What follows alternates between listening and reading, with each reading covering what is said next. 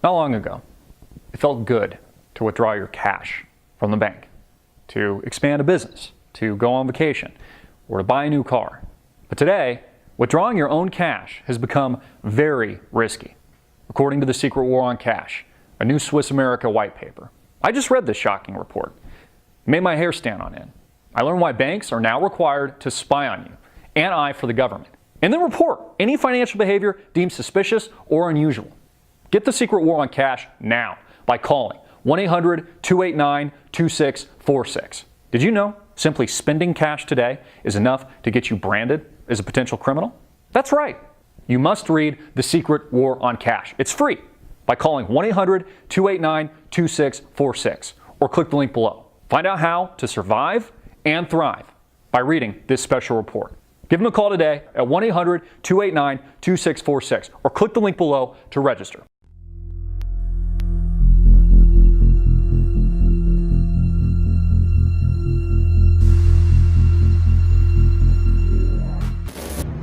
Hey everybody, I'm Christopher Green. You're tuning into AMTV, Alternative Media Television. It is Monday, May 23rd, 2016. I read an interesting report, which is no surprise. In fact, many of you should already be familiar with this if you're not already. But the top 5 biggest companies really on the planet, the top 5 tech companies, companies that make up Apple, Oracle, Cisco, Microsoft, and I'm missing one other, hold about 1/3 of all cash deposits. Think about that for a minute.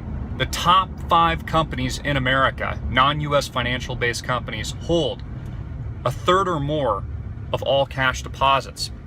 And 1/3 of all those cash deposits are held overseas so that they cannot be taxed by Uncle Sam. Now, why would these companies like Apple, for example, that hold over $200 billion in cash reserves, be holding so much cash that earns absolutely nothing? Again, interest rates are at 1/4 point or less. There is no return on cash at all. Why would all these companies be holding billions and billions and billions and billions of dollars in cash? Well, the first element of this, which we pointed out here just a second ago, is that they, especially if they hold the cash overseas, don't have to pay tax to Uncle Sam. In fact, Donald Trump has talked about this, maybe levying some kind of one-time repatriation of cash, incentivizing corporations to actually move this cash back to the United States and, put it into investments or the workforce, etc. So that's one reason to avoid taxation. But another reason, and probably the primary reason, is there's, honest to God, no better place to put their money than just to hold it in cash, liquid, until they see a better opportunity. Now, of course, U.S. corporations have been buying back their stock in this low interest rate environment for some time now. This is what has largely, arguably, fueled this artificial bull run since the 2008-2009 financial collapse. Again, if you can borrow money cheaply and you can finance your company at 0% interest rates, then you'll certainly buy back your shares over a period of time, which in theory should increase the value per share of each company. So this is something that companies like Microsoft have been doing, Apple have been doing over the past few years, which is, again, there's a strong argument to say that this has been juicing the stock market and juicing returns up until now. But now we're entering a very interesting state in our economy where there's this huge cash buildup, and why U.S. corporations are accumulating cash and holding on to it either for a rainy day or waiting for a better opportunity. There is a war on cash. In fact, I put a report out on this with Swiss America. You can download it for free. I'll put it in the link below in the description box, The Secret War on Cash. There's a war on cash when it comes to U.S. consumers. Will the Federal Reserve raise interest rates? They are likely to raise interest rates, but not meaningfully in the very near future. So we could get another 25 basis point bump. We could get another 50 basis point bump. But keep in mind, even if we got both of those bumps in aggregate, we're still under 1%. So essentially, we're in a low interest rate, 0% interest rate environment into infinity. I think, as a lot of prognosticators have talked about recently, including Donald Trump, that we are very long in the tooth in regards to the U.S. stock market. Again, we've come from unprecedented troughs, and an unprecedented trough in 2008 and 2009, unlike anything we had seen since the 1930s Great Depression. We remember, just a couple of years ago, the world was coming to an end. You remember this. George W. Bush came on camera and said if we didn't bail out the banks with trillions and trillions of dollars, not only would the world come to an end, but there'd be martial law on the streets of America. Again, senators and congressmen have told the truth regarding that story. It's funny how, the alternative media is accused of fear-mongering, yet it's actually the mainstream media, our presidents, with these terror alerts, constantly reminding us to be scared at any moment that a bomb could go off or there could be a terrorist attack or this or that. Same thing with the TSA putting their hands down our pants and molesting young children at the airports so that we can barely board our planes and have to wait 4 hours to catch a flight. So again, we are extremely long in the tooth here. And U.S. corporations are accumulating cash either for a rainy day and or waiting for a better investment opportunity. But this also brings up, a host of other questions that we've talked about a lot. Primarily, is it a good thing that essentially 5 U.S. tech monopolies own, drive, and virtually manipulate the entire U.S. and global economy? Companies like Apple, Microsoft, Facebook, Amazon, etc. Is that a good thing? That we now live in a society where we're literally, that's not an opinion, about 5 companies or so, take your pick, absolutely monopolize our entire global economy. It brings up questions about, I've talked about before, how do we adapt to this changing work environment? How do we adapt to a world of artificial intelligence and robots where we experienced the Industrial Revolution, which moved into the corporate age, which largely took place in the 1950s, which became known as the quote-unquote cubicle 9-to-5 job, now to the tech age where we're just bleeding jobs.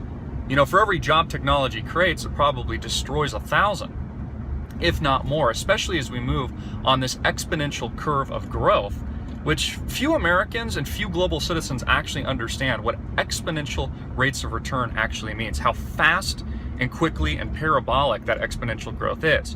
You may have heard of things like Moore's Law or the Rule of 72 in investing. But with exponential growth, we reach a day and age where prognosticators and futurists, transhumanists like Ray Kurzweil of Google, predict by the year 2030 or sooner that all of artificial intelligence will exceed the human consciousness and development of all of humankind, making us, as Steve Wozniak has pointed out, the dog of robots, absolutely obsolete, creating this world of obsolescence in the not too distant future. So I want you to imagine this for a moment. In the next 20 years, your child, let's say, goes to college, and college probably looks completely different in the future, maybe a micro college or something like that. 20 years from now, they might study something in college that will be obsolescent in the 20 years after that. So the point being, things are moving so rapidly, so quickly, exponentially, so there's going to be a less need of people. We've heard this coming from the likes of Ray Dalio the other day. I spoke about this. Many of the elites know this, of course. There's just a need for less people. They don't need as many bodies. Again, with the Industrial Revolution, it largely replaced human physical labor, but it did not replace our mental labor. Here, the doctors, attorneys of the world, our ability to think as human beings. The machines didn't replace that, but now they actually are. The machines, through the artificial intelligence, are replacing, as physical labor was replaced in the Industrial Revolution, mental labor is being replaced. Intellectual labor is probably a better word in this dystopic reality that we've created for ourselves. And again, there's optimists that view this as a heightening of human awareness and an emergence of new technology and a merger of humankind into a new species merged with the machine. And then there is a more pessimistic view, which I tend to lean to, although I study both sides of the coin, that we're creating our own dystopic hell, of which is a byproduct of our own creation and really our own Frankenstein, where we're creating a world of obsolescence where humans are just no longer needed, where we're almost being subjugated to a digital ghetto.